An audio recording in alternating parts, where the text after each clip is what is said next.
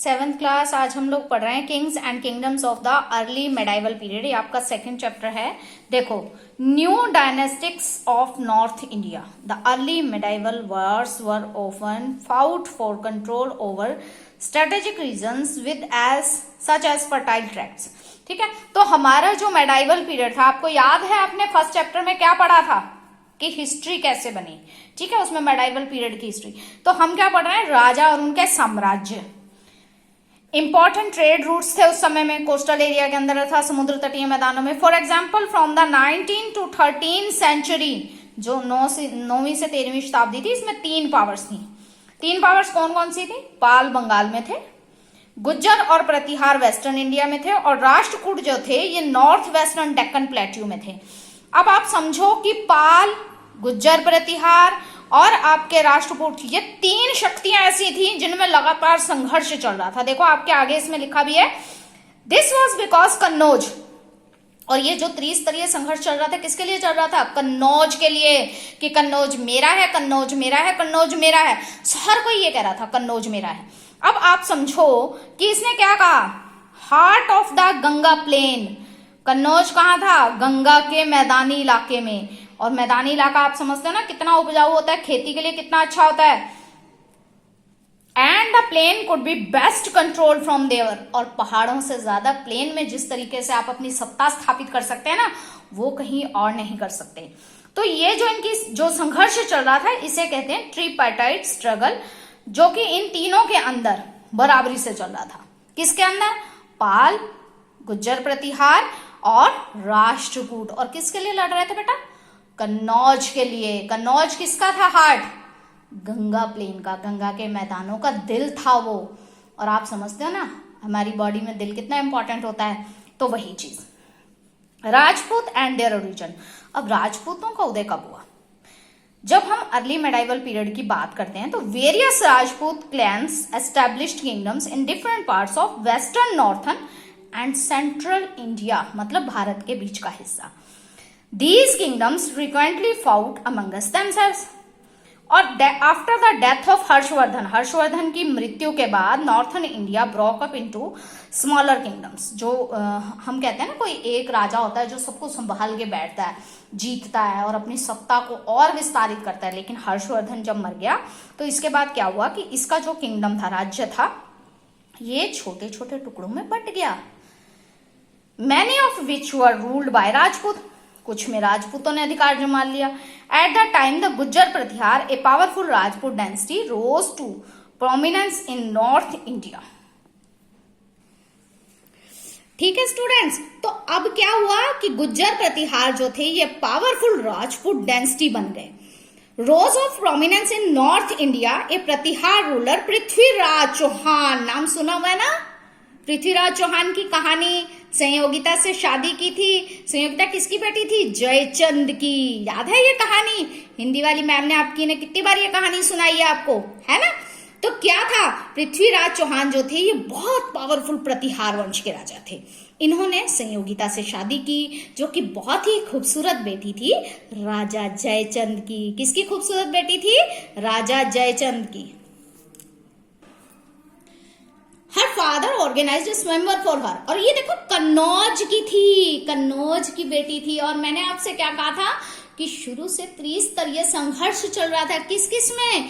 पाल में, गुज्जर प्रतिहार में, और आपका जो राष्ट्रकूट थे। बोला ना आपसे, किस चीज के लिए लड़ रहे थे? कन्नौज के लिए। और कन्नौज के लिए ये तीनों लड़ रहे थे। अब जो पृथ्वीराज था, प्रतिहार का राजा, इसने क्या किया? दिमाग से काम लिया ना। इसने वहां का जो राजा था जयचंद, उसकी बेटी संयोगिता से शादी कर ली। और शादी कर ली तो कन्नौज किसका हो जाएगा? स्वाभाविक सी बात है, पृथ्वीराज चौहान का हो जाएगा। लेकिन अब इसमें एक और ट्विस्ट। क्या ट्विस्ट है वो? कि उसके पापा ने ना, संयोगिता के जो पिताजी थे, उन्होंने स्वयंवर रचा था। और उस स्वयंवर ने बहुत सारे राजाओं को बुलाया था, पर ये जो पृथ्वीराज था इसको नहीं बुलाया। होगी ना बेइज्जती, होगी ना बेचारे की, उसको बुलाया ही नहीं, है ना? लेकिन अब इसको तो भाई उसको शादी करनी थी संयोगिता से, उससे प्यार करता था। तो इसने क्या किया? उसको किडनैप कर लिया और कहां ले गया? दिल्ली। और वहां जाके उससे शादी कर ली। Pratihara decline after they were defeated by Mahmud. Pratihara जाति कब खत्म हुई? जब महमूद से हार गए। The ruler of Afghan town of Ghazni, Mahmud Ghazni इसका पूरा नाम था। कब आया था ये? 1018 AD में। ठीक है, आपको याद हो तो मैंने आपसे कहा था BC में BC लिखने हैं, लेकिन आज की तारीख में हम अगर 2021 लिखेंगे तो इसके साथ AD लिखते हैं क्या? नहीं लिखते। तो ये कब आया? AD में आया, 1018 में। ठीक है, उसके बाद new density of peninsular India.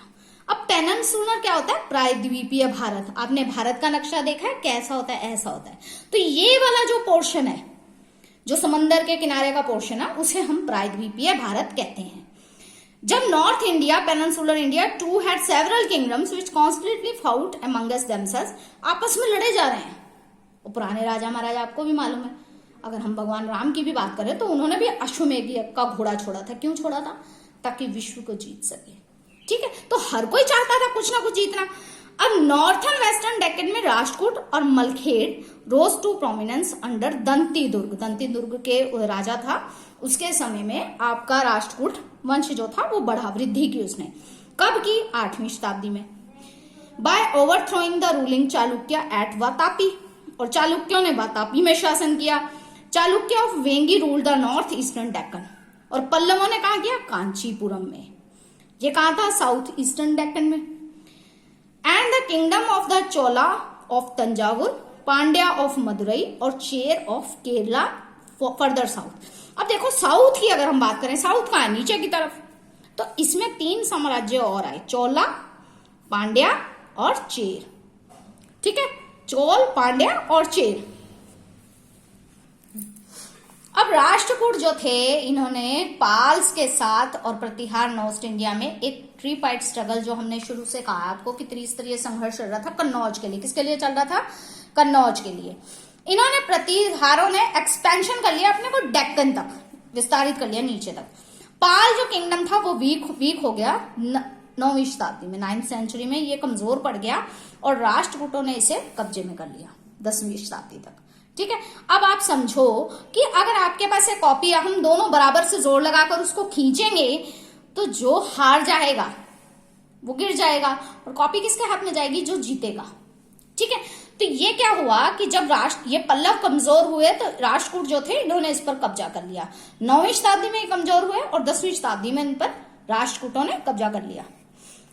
Chalukya of Kalyani on the later Chalukya, after the decline of later Chalukya in 12th century, their territories were taken over the Yadavs of Devgiri and Hoysals of Dwar Samudra and the Kakatiyas of Warangal। अब आप कहेंगे कि ma'am हमें ये एक बार और बताइए कि ये जो आपके चोल, चेर और पांड्या थे ये कौन थे? तो आपको नक्शे से बता दें एक बार? ठीक है, नक्शे से बताते हैं आपको। तो ये है बेटा आपका मैप, देखो चोला है यहाँ पर, ये चेर है और ये पांड्या है। कहाँ है? प्रायद्वीपीय भारत में, है ना। आपका पेनिनसुलर भारत किसको बोलते हैं ये मालूम है ना आपको, कि जो भी आपका समंदर के साथ लग रहा है वो पेनिनसुलर भारत है। ठीक है बेटा, तो पेनिनसुलर इंडिया आपको क्लियर हो गया। ये है चोल, ये चेर और ये पांड्या। कहाँ है? भारत के साउथ में, मैप के अंदर ये साउथ में है। 3 है ना ये। और आपको अगर याद हो तो मैंने उसमें ये बोला था कि जब एक सत्ता समाप्त हो गई तो दूसरी सत्ता ने उस पर अधिकार कर लिया।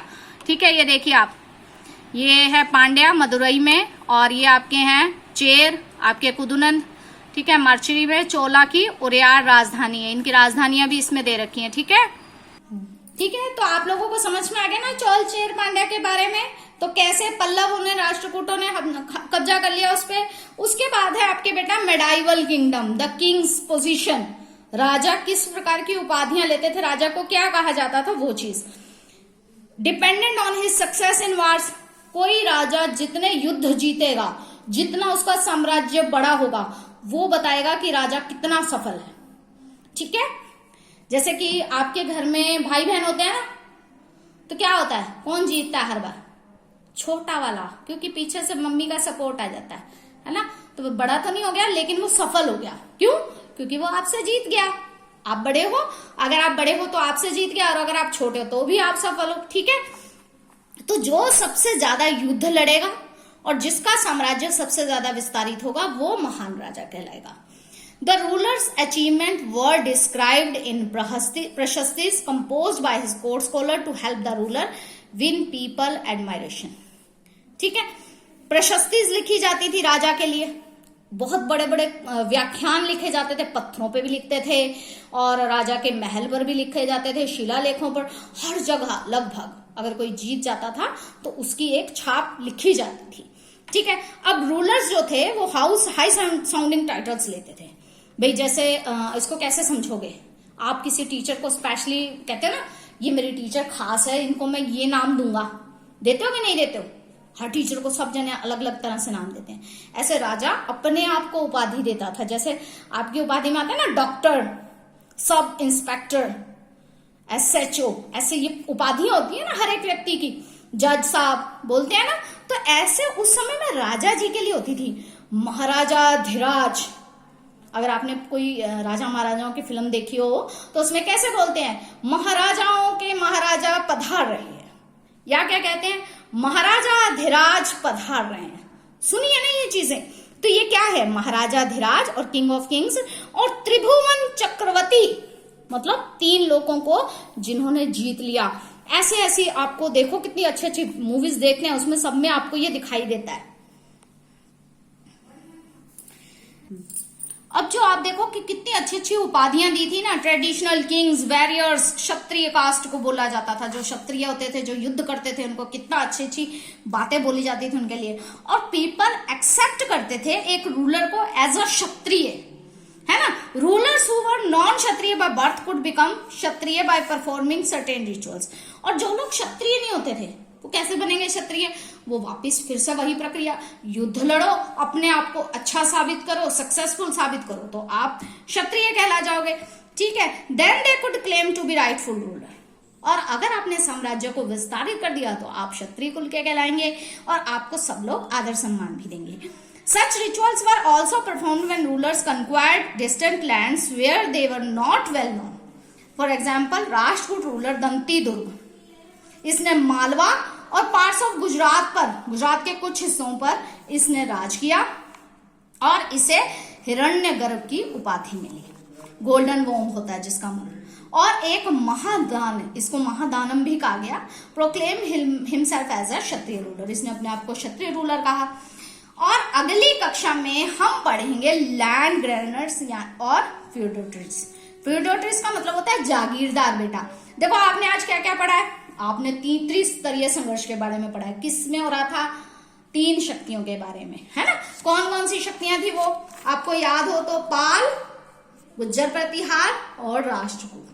ठीक है, अच्छा इसमें मैं आपसे बोल दूं, आपका जो अभी टेस्ट होंगे ना उसमें ये दोनों चैप्टर आपको आएंगे, तो आप अच्छे से प्रिपेयर करेंगे। ठीक है, और आपको मैप के माध्यम से मैंने आपको चौल, चेर और पल्लव के बारे में भी बता दिया, और ये भी बताया कि प्रायद्वीपीय भारत कौन सा हिस्सा है, ये मैप से आपको क्लियर हो जाना चाहिए।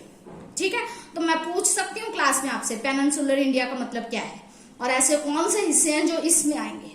वर्तमान समय में क्या क्या आता है पेनिनसुलर में, केरल आता है आपका, तमिलनाडु आता है आपका, उड़ीसा आता है, ये सारे आपके पेनिनसुलर भारत है। ठीक है, अब अगली क्लास में जागीरदारों के बारे में पढ़ेंगे। ठीक है, मिलेंगे अगली क्लास में। Thank you.